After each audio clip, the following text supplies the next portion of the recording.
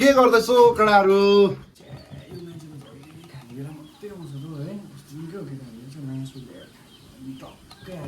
त्यही त अस्ति पनि आइदिएको थियो है।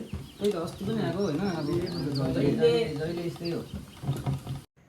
साथी सम्झेर आएको यस्तो पो सोच्दो रहेछ केटाहरूले त। केटाहरू ल जानु पर्यो म ल।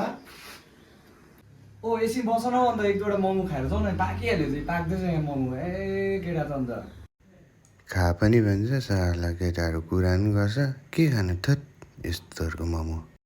मलाई त कसैले पनि सोधेन आउँदिनँ अबदेखि त गएको म मोमो पनि खा भन्दैन त्यत्रो पाकिरहेको छ गएको